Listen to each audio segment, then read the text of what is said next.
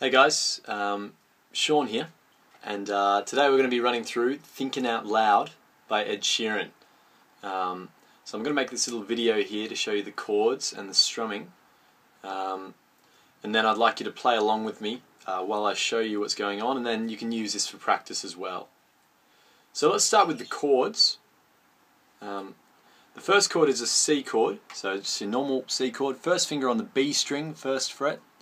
Second finger on the D string, second fret, and third finger on the A string, third fret. It's that normal staircase position. And we strum that from the A string down.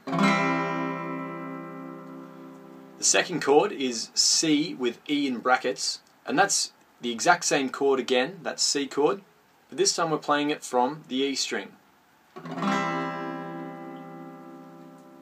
Then if we just move those second two fingers down one string each, we end up with a simple F chord, which looks like this, 1, 2 and 3, and we strum that.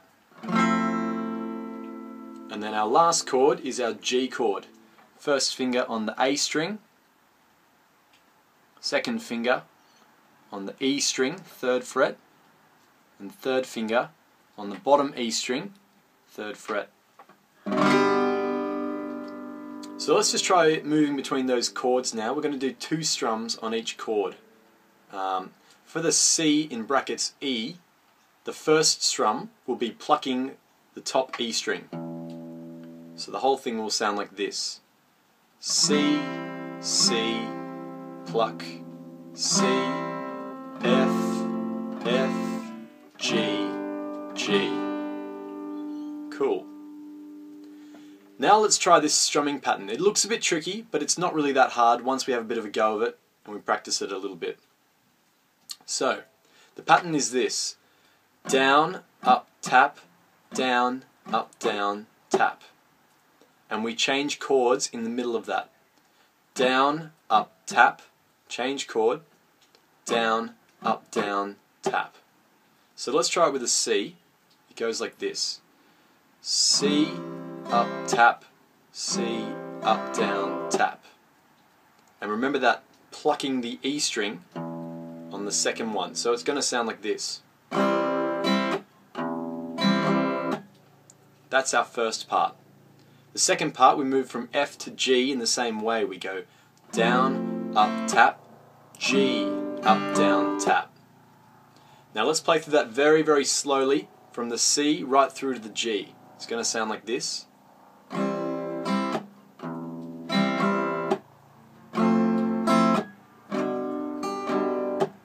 That's the whole pattern. And that's where we can start hearing the verse taking shape.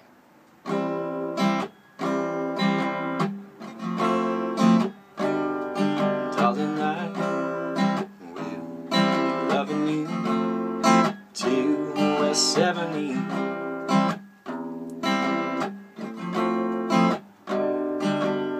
So practice that because that's the verse riff and it's also the chorus riff, so it's the main part of the song. Right, let's move into the pre-chorus section with the D minors and the Gs and so on. So here's your D minor chord. First finger on the bottom E string, first fret. Second finger on the G string, second fret. And third finger, B string, third fret. Then we've got the G that we did before and a C. The only new chord in there is in the third line where we've got an A minor, which is our first finger on the B string, first fret, second finger on the D string, second fret, and third finger tucked in underneath on the G string, second fret. Now that pre-chorus section, it might look tricky, but it's just D minor, G, something else. C, G, A minor, and G. Let's just try playing through following the chart. Again, that same strumming pattern as we learned before where we change the chord, but it's essentially down, up, tap, down, up, down, tap. So, following the chart on that top line, it'll be D minor,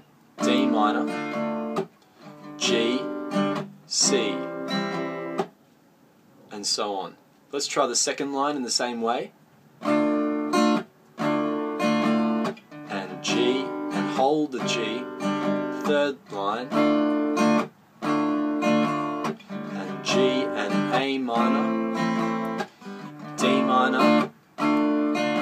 to G.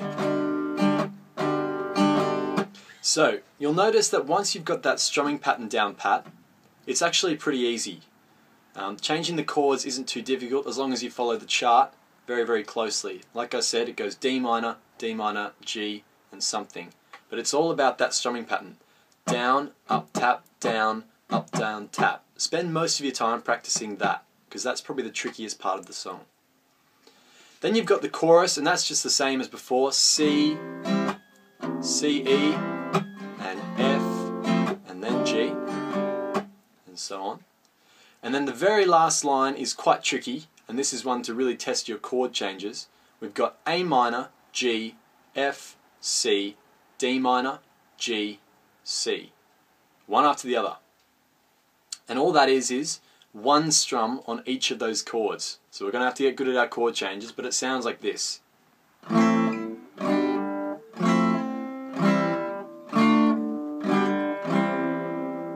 Or to say the chords out loud, A minor, G, F, C, D minor, G, C. We notice that the G, C at the end is a bit quicker. It's that line in the chorus that we can hear that goes, we found love right where we are. And that's the entire thing. So let's try playing through from the start and see if we can get right down to the end of that chorus part there. So here it goes. 1, 2, 3, 4. C, E, F, G, and again C, E, F.